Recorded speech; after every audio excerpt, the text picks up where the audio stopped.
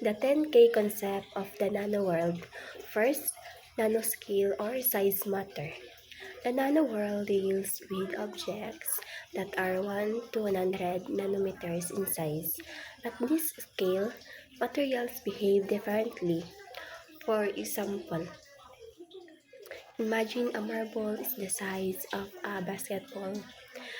In that comparison, a nanoparticle would be as small as grain of sand on the basketball. Because it is so tiny, it can do things big objects cannot, like pass through seals. Second, surface area to volume ratio. Nanomaterials have a very large surface area compared to their volume, making them more reactive. For example, compare a sugar cube and powdered sugar, which dissolves faster in water. Powdered sugar dissolves faster because more surface touches the water, just like nanoparticles rather. Third, quantum effects. At the nanoscale, quantum physics become important. Electrons behave differently, affecting color, conductivity, and energy.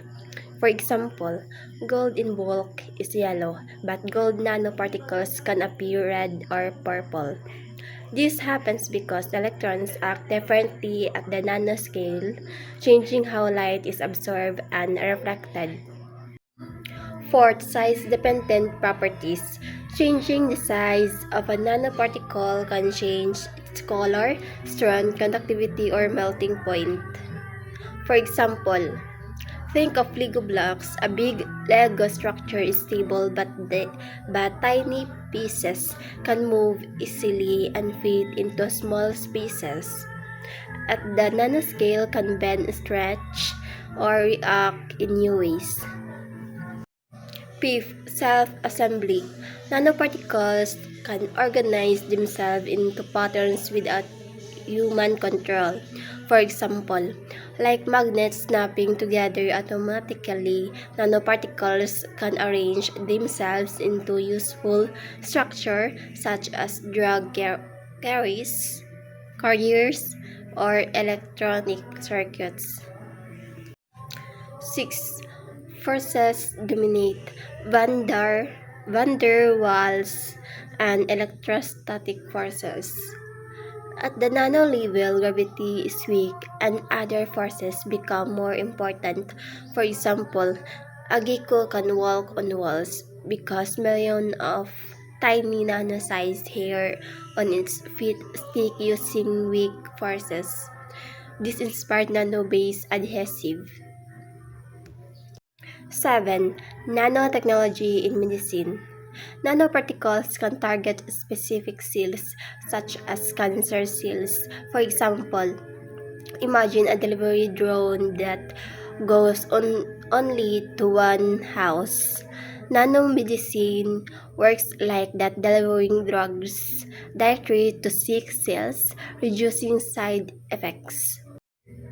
8. Nanotechnology in everyday life. Nanotechnology is already used in daily products. For example, sunscreen uses nanoparticles to block UV rays. And another example is clothes use nano coating to repel water and stains. 9. Bottom-up versus top-down approach. Top-down, breaking big materials into nano-sized parts. Bottom-up, building materials atom by atom.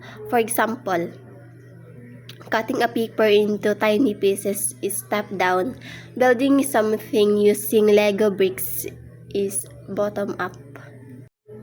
10. Ethical and safety concerns. Nanotechnology must be used responsibly because nanoparticles can enter the body and environment.